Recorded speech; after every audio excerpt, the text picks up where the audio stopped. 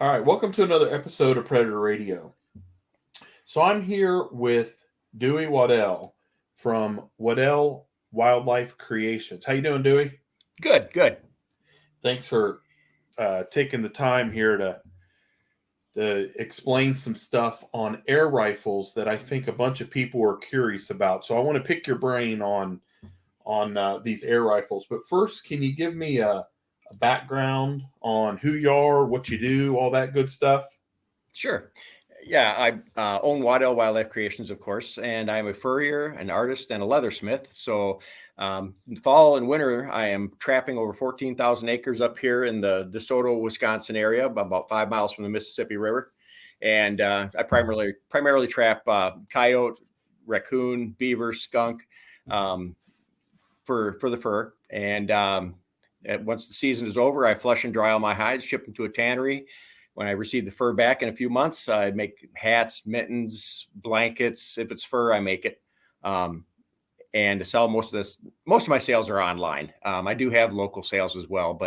And as far as the leather goes, this time of the year, leather is really a hot item. Holsters, belts, knife sheaths, rifle slings. Everybody's gearing up for the upcoming hunting season. So that keeps me pretty busy in that as well. And as far as the artwork goes, I'm a wildlife artist, and I sell my prints on my website as well.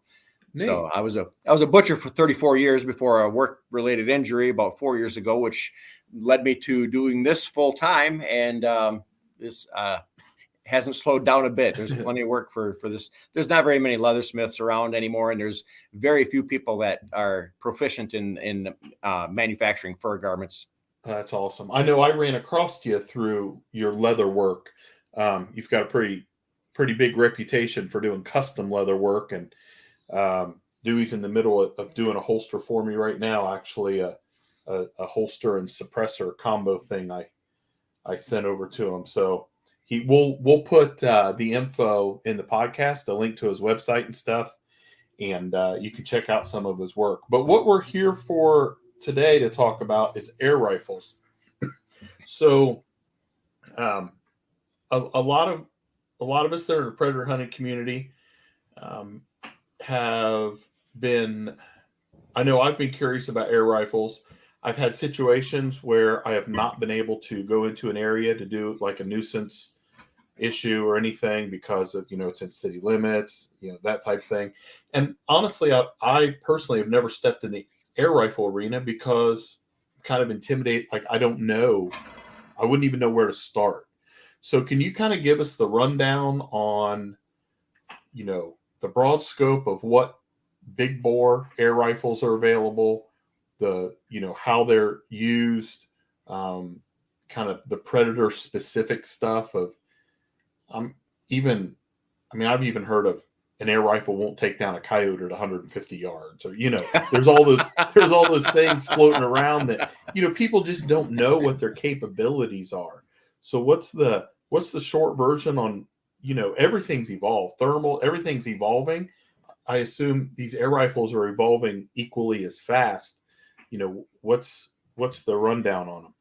We approximately 25 years ago, you started seeing manufacturers like Samyang coming out with 50 caliber, 30 caliber air rifles. Now, these are pre-charged pneumatic air rifles. So you have a cylinder or a tank on the gun.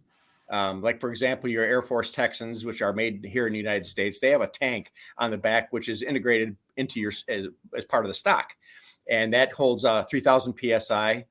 Or pounds of pressure, and that is which fires your projectile. They do also make carbon fiber tanks that go up to 4,500 PSI, and that packs a heck of a wallop. When it comes to big bore, you have your calibers start out at 177, 22, 25. Then you get up into 30 caliber, 35 caliber, 357, 9mm, and then you go up to 457. And 50 cal, and the biggest one that they make right now, a company called A&E, and they're virtually a new company. They make a 72 caliber, which is basically the size of a 12 gauge slug.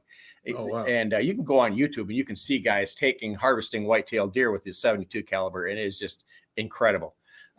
You can also go online and you can see outdoorsmen such as Jim Shockey. He took a buffalo with a 50 caliber air rifle not that long ago. Now, the air rifles are not to be confused with the air bows. Air bows, they're similar. One fires a lead projectile or a brass, and one fires an arrow. That's the air bow. It's quite a difference and quite a controversy between archers and stuff. Same thing as what, crossbows, they get, ticked off about guys using those as well.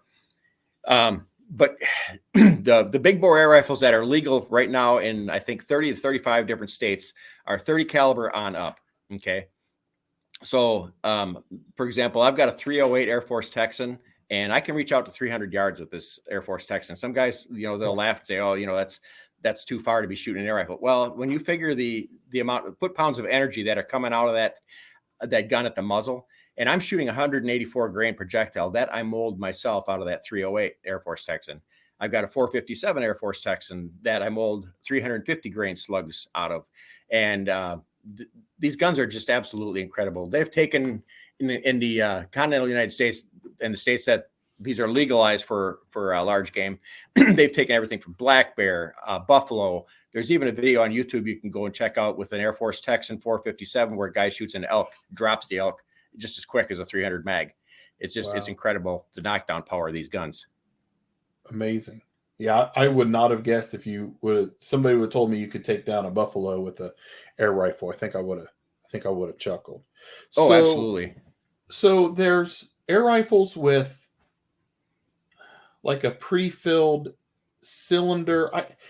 I know back, like when I was a firefighter, we had the Cascade system.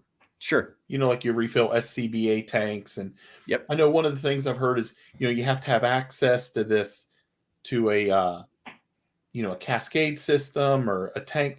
And guys are refilling these with just like regular air compressor type systems, right? Well, what's it take if somebody wants to get into an air rifle, and we'll get into the air rifle part of it in a minute, but what kind of stuff, like this is all readily available stuff. You can recharge them at home. Like, oh, absolutely. We're dealing with regular stuff, right? Yeah, I have two compressors that are, no bigger than a computer. I mean, they're small, compact. There's such a wide variety and such a wide range. I mean, you can get a big compressor for $5,000 that'll fill up a scuba tank. And that's how I got started about 8 years ago when I got my first 357 caliber Samyang Recluse air rifle. I just got a scuba tank. And then, of course, it's got the regulator and everything on top of it. It's, but any fire department, you can get an adapter for their system that fills their tanks. And you just go in there and ask them if they'll fill your tank, and no problem. Most of them are more than happy to do it. And a tank of air will last a long time. I mean, I shoot a lot. I shoot pretty much every day, try to keep my skills honed and whatnot. But if a guy wants to go that route, if he doesn't think he can afford a compressor, well, that's another thing. The compressors have come a long ways. When I first started, you were looking at $3,000 to $5,000 for a compressor to charge your air reservoir in your gun. Now, the cheapest ones you can find, you can also get a hand pump too, but that takes forever, for a couple $100. But I can imagine. Yeah. So there are compressors on the market. If you Google it, if you do your research, I've got one that was $250. It's been running for about 4 years now. I upgraded this last spring. I bought one for $450. It's the QE compressor. And it's probably about, in measurements, about 6 inches across, about 10 inches long, and about maybe 11 inches tall. So it's a small, compact unit. It goes up to 4,500 PSI. So it'll charge any gun up to 4,500 pounds of pressure. It's just incredible. And that's what these guns are running at, roughly? Oh, yes. Yeah. Most of mine are 3,000 PSI, but you can get the carbon fiber tanks on some of these guns that go up to 4,500 PSI. Like the Air Force Texans that a lot of guys use for competition shooting. Now, these guns are going out to 900 yards. They're shooting out to 900 yards with a 500 grain projectile out of 457. These are incredible. And the accuracy is phenomenal. We'll get into that in a second, but sticking to the compressors, they've come down in price so much. Like I said, the $450 compressor that I've got, phenomenal 3-year warranty on it. Without putting plugs in for names brand, the QE's excellent. You got several different suppliers in the United States. Every place from Air Guns of Utah, Pyramid Air, Air Gun Depot, Air Guns of Michigan. If you Google it, you will find reputable dealers and that can point you in the right direction on how to get started. There are even Benjamin Air Rifles also puts out a basically a kit, if you will, for lack of better terminology. It's the gun, it's the hand pump, and just to get a guy started in the pre-charged pneumatic field, so you got everything you need, right in that gun. And like I said, it's a pretty decent gun that Benjamin is offering for that in that deal as well. But a gentleman just stopped into my shop yesterday, interested in air guns, and he was talking about, well, should I buy the carbon fiber tank? Should I buy the compressor? I told him, I said, you know what? The carbon fiber tank is nice if you're out in the woods. They do have the small ones that you can just stick in your backpack, and so you can get an extra charge if you need it. Most of my guns, they will get my 457. I can get 8 to 10 shots per fill. Okay, and my 308, I can get 10 to 15 shots per fill. I've got a 22 PCP with a suppressor on it and a night vision scope, and I can get up to 30 shots per fill on that. And that's a Gamma Coyote. That thing is so accurate. It's just unbelievable. Matter of fact, just before we started this podcast, I had a ground squirrel out in my yard about 50 yards, and I took him out. Wow. Yeah, just incredible accuracy with these. I mean, you could put literally slug upon slug at 50 yards. The Air Force Texans, for example, when it comes to the accuracy, they are equipped with a Walther-Lothar barrel. And I'm sure you're familiar with that name brand. Yep. Phenomenal accuracy out of those barrels. So that's the only part that isn't made in the United States when it comes to the Air Force Texans.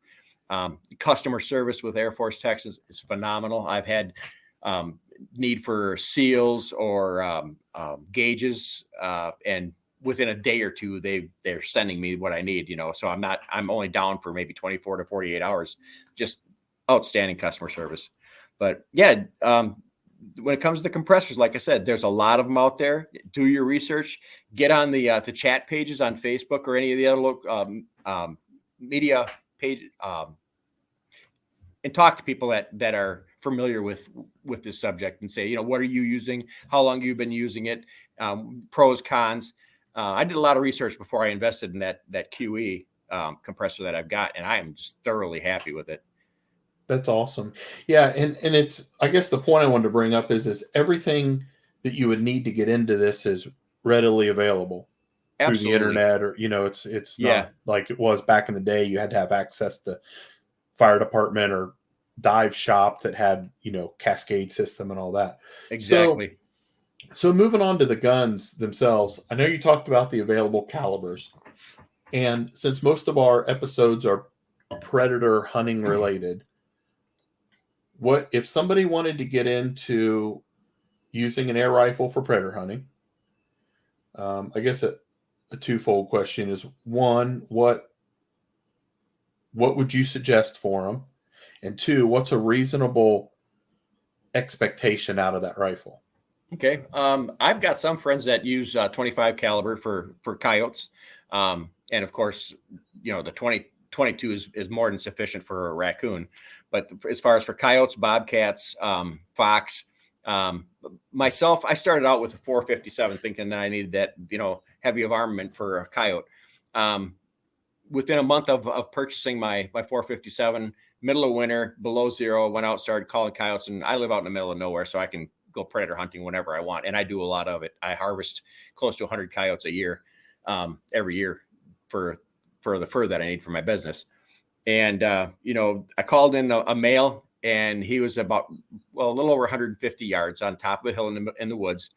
I was using a special, it's called a limiting fracture slug that is made, I can't remember the name of the manufacturer. Anyways, it's a brass slug, and it opens up almost like a broadhead when this hits. It's just creates a lot of damage. Anyways, I shot the coyote in the head at a little over 150 yards with the 457, and small hole going in, took out the entire side of his face on the other side. So that, and a female come up over the top of the hill just after he dropped, and I shot her as well, and the 457 is pretty loud. It's about as loud as a 30-30 because I don't have a suppressor on that. Okay. It's another thing we'll get into as well as far as suppressors go. But like I said, I shot both of them at over 150 yards. In my opinion, after coyote number 4 with my 457, I decided that was overkill, if there is such a thing for coyotes. A lot of guys disagree. A dead coyote's a dead coyote. But if you want to use the fur, you don't want to damage the living snot out of it. So I invested in the Air Force Texan 308 this last year. Outstanding gun. I've got videos not only on my YouTube page, but also on my Facebook page of me shooting accurately with this 308 air rifle at 300 yards. Wow. Yeah, it's phenomenal. Just kind of curious, what kind of drop do you have at 300 yards with what'd you say, 160 some grain? Well, with the 308, I use 184 grain. And so at 300 yards, you're looking at 16 to 18 inches you got to compensate. And I use the multiple reticle dots on my scope. I got Athlon scopes or Hawk scopes. And so you have, different options on how many reticle dots. I think I have 20 and the other one I only have 10. So that comes into play with shooting often. Right. And like I said, I'm shooting all the time. So I know my gun's upside down and backwards. And as any good outdoorsman should know his weapon, you don't just pick it up a week before deer hunting and say, well, is it sighted in? Use that thing, get familiar with it. Right. But yeah, the 184 grain, I've got some smaller slugs for the 308. They go down to 44 grain. And they're moving a little bit faster. And so the 308 has a suppressor on it. But with the 44 grain, they're moving faster than the speed of sound. So you get a crack out of that.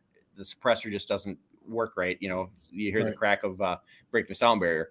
So when I go up over 100 grains of slug, then when you hit that trigger, all you hear is just it's like what you see in the movies with a suppressor. It's quiet. There's no sound at all. Then you get up to 184 grain out of that suppressor. Again, no sound whatsoever. My 457, I've got 150 grain round balls, and the drop is, I believe, at 100 yards. I think I'm only dropping about 4 inches. But with my then I've got 290 grain hollow points that I use out of that as well, and those I believe are dropping about 4 inches. And the 350 grain, I'm dropping 8 to 10 inches at 100 yards. But a 350 grain projectile out of an air rifle only dropping 8 to 10 inches, that is still phenomenal.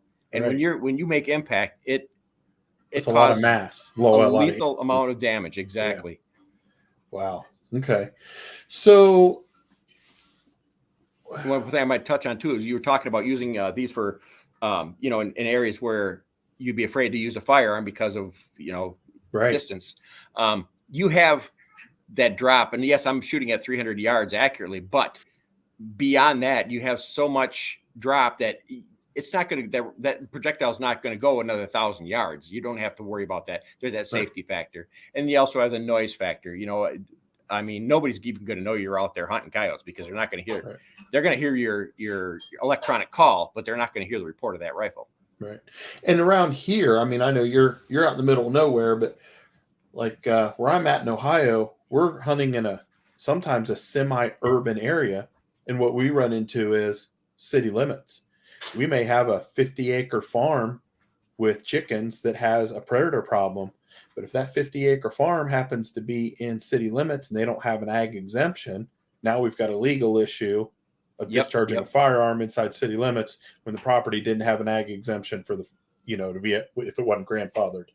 And so, yeah, precisely. We when we talk about the legal aspects of these firearms as well, it is crucial that we adhere to those legalities, because we don't want to give this sport a bad name. We don't want to give this weapon a bad name.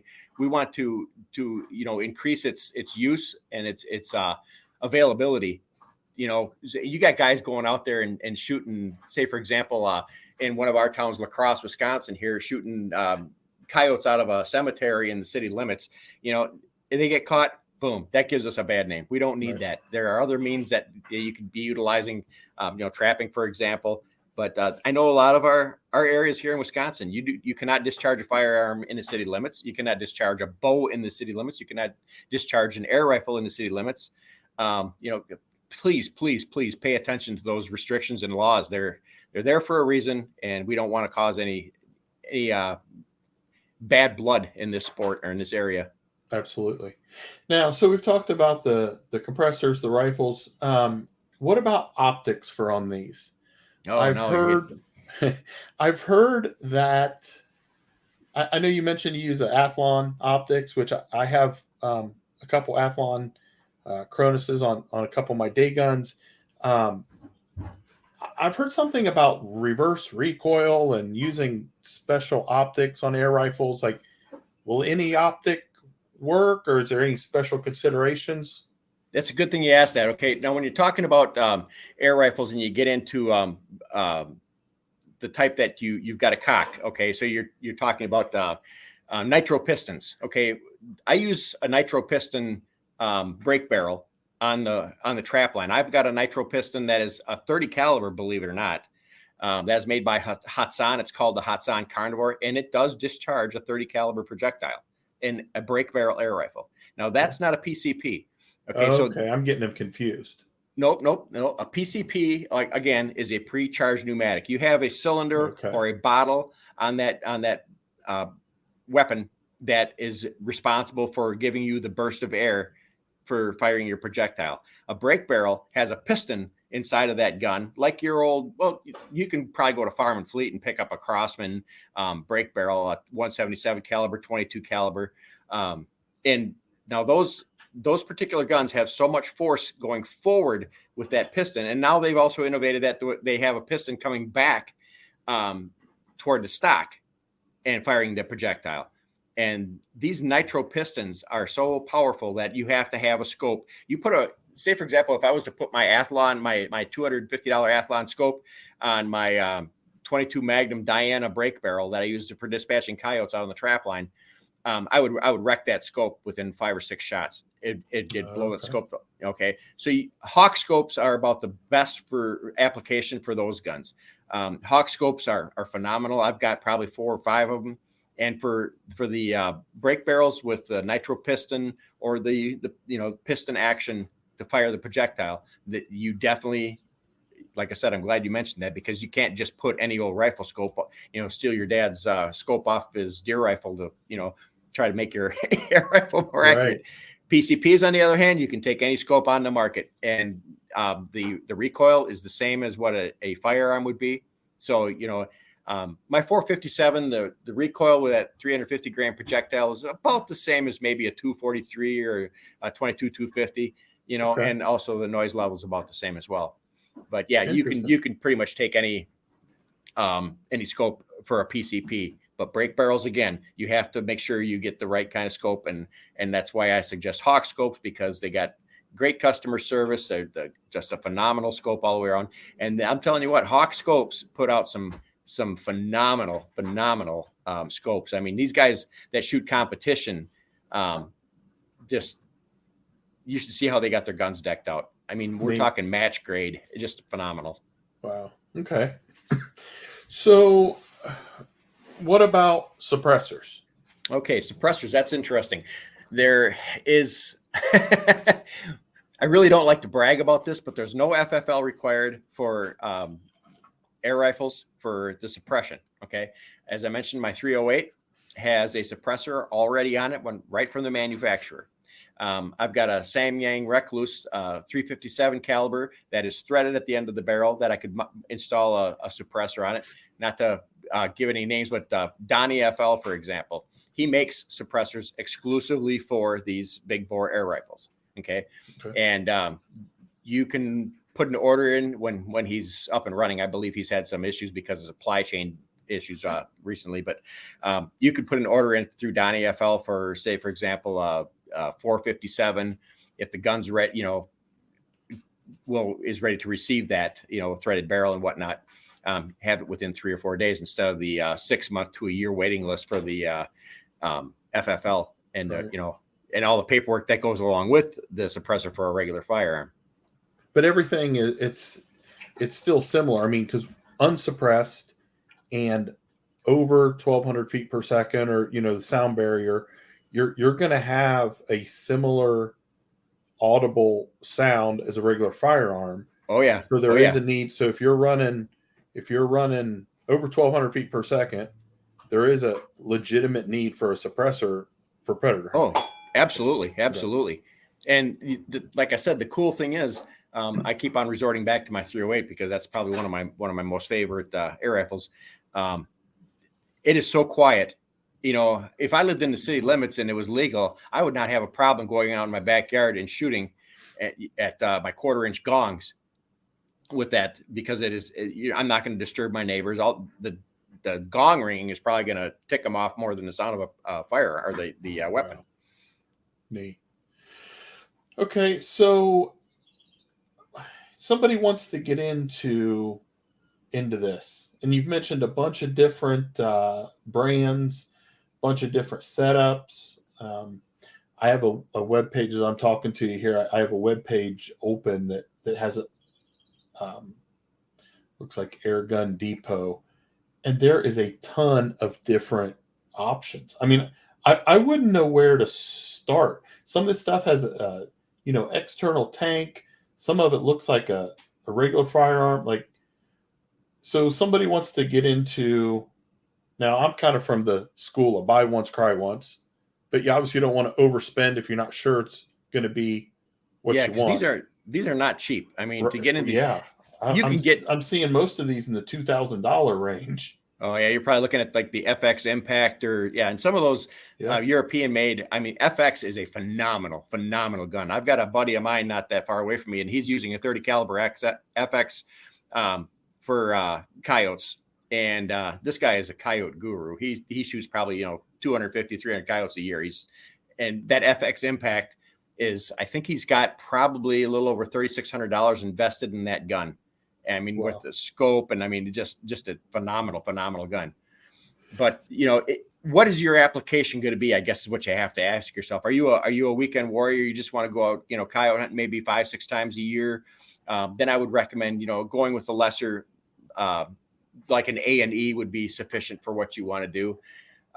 You can also contact a lot of these places, and they'll point you in the right direction. These like Air Gun Depot, I spend a lot of money with Air Gun Depot. They are just phenomenal. You can call up customer service and you can get information from them.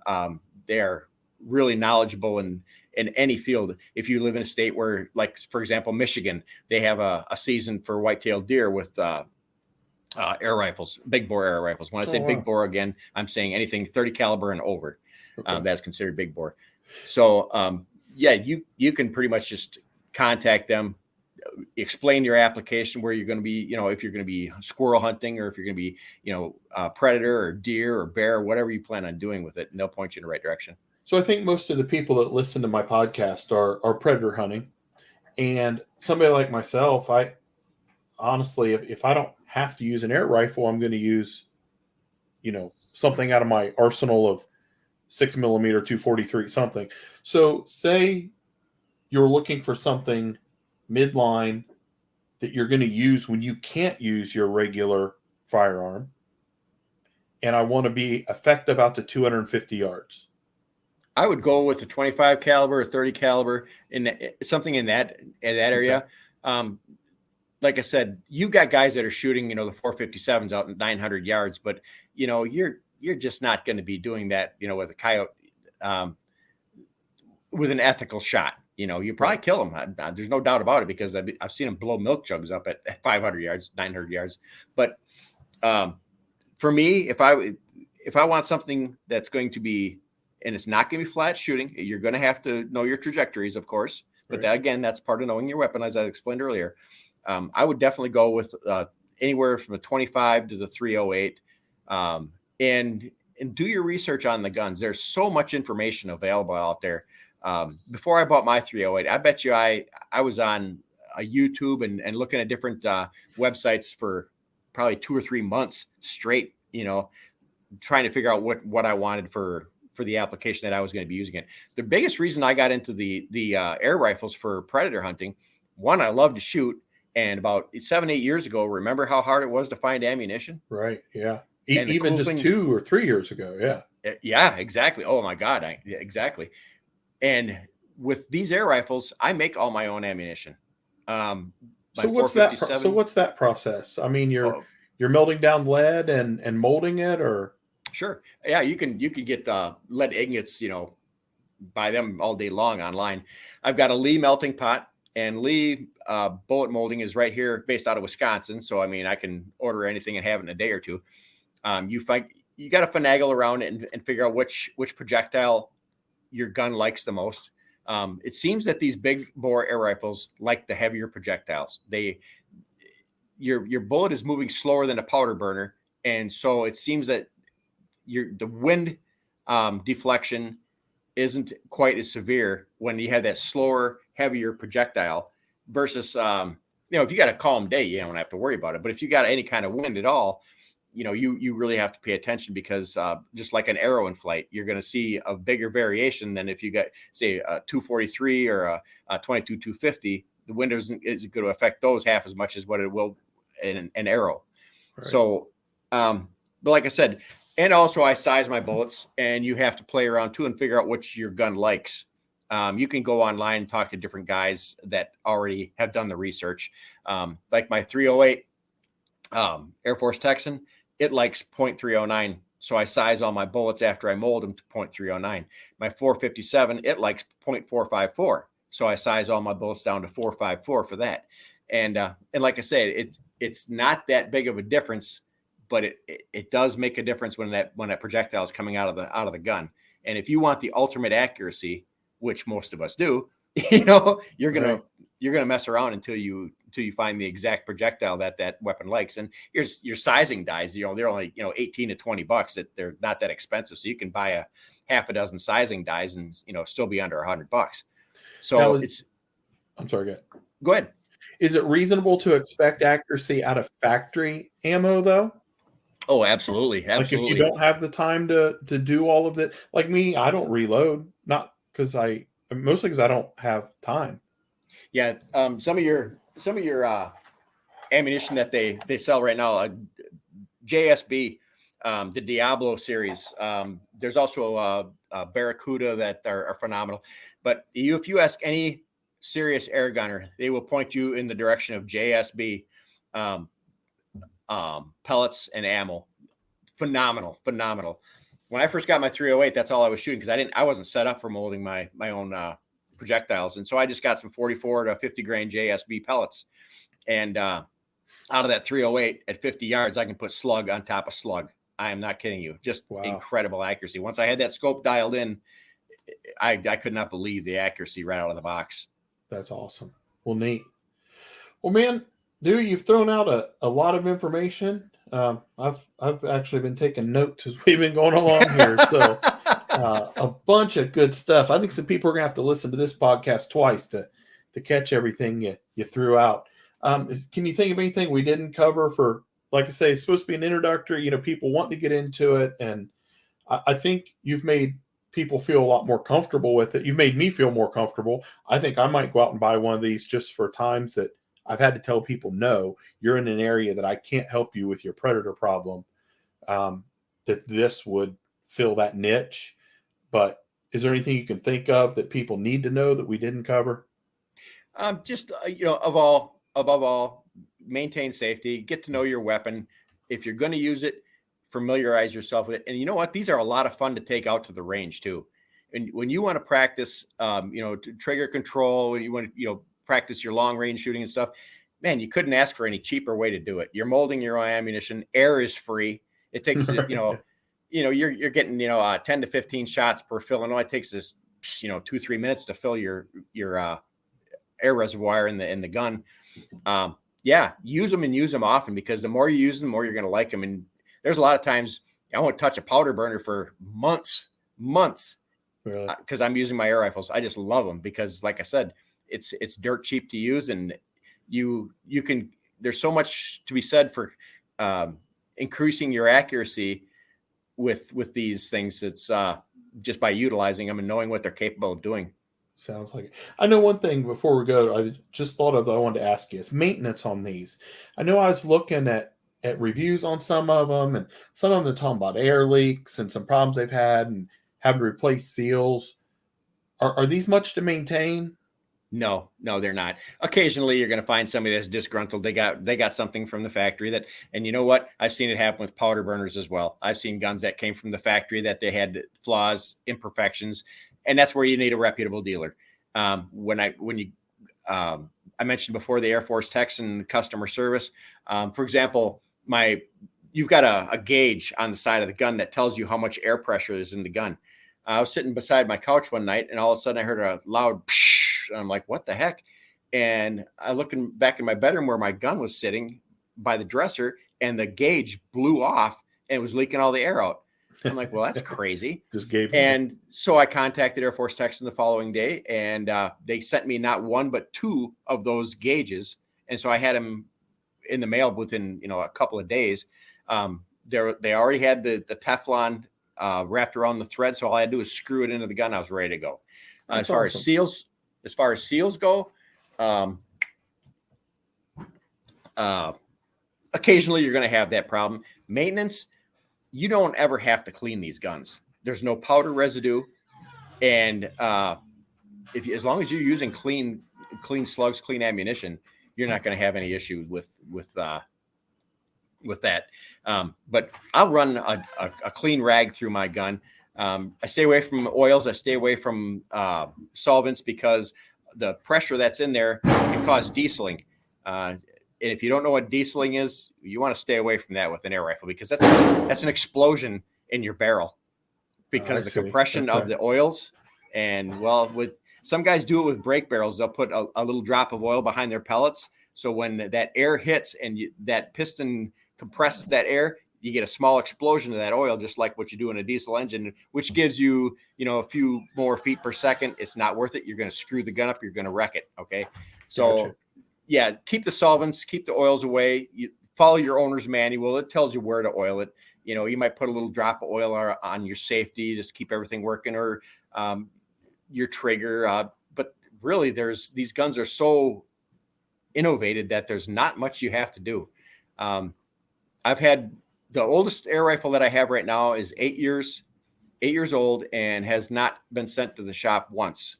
I've got my 22 caliber PCP with the night vision scope on it. Again, that one I sent back in just because I wanted them to go through it, and just, because I had it for so long, and it was like 3 years ago I sent it in, and they put new seals and sent it back, and it didn't need it. It was just, I felt more comfortable knowing that, this is one of my favorite guns. I want to make sure that it's well maintained. But like I said, Air Force Texan, they're so easy to work on. You can tear it apart and put it back together. I know guys that modify theirs on a regular basis. They'll put, if the particular part of the trigger eludes me right now, my brain just went south.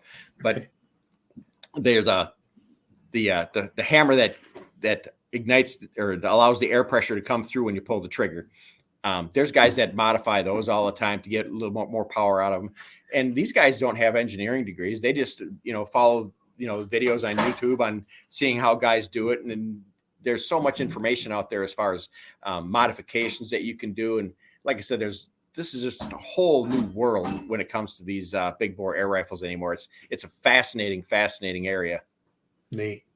All right. Well, Dewey, I really appreciate your time. You've thrown out a ton of information, and I think it's going to be super useful. So can you let the listeners know your website, if anybody wants to get a hold of you, what's the best way to do that? Absolutely. My website is Waddell, WADDELL -art.com. And if you don't see what you want on the website, just contact me. My phone number's on the website. Custom orders are my specialty. I do a lot of custom holsters for guys that have, unique optics on their holster or on their guns or whatever. I do a lot of those. So if I can get a measurement on the optics on the gun, whatever, I can make it. I've got literally hundreds of different gun molds at my disposal. So I've been doing this for quite a while, and different styles, anything from a inside the waistband carry to clip type holsters, even as far as the old Western style holster and gun belt. I make a lot of those as well. So neat. Well, I know I'm looking forward to the holster you're doing for me. So I really appreciate it. I think we'll wrap up this episode, and hopefully we've shed some light on the air rifle options, and it'll steer people in the right direction. All right. Outstanding. All right. Thanks, Dewey. I really appreciate it. Thank you.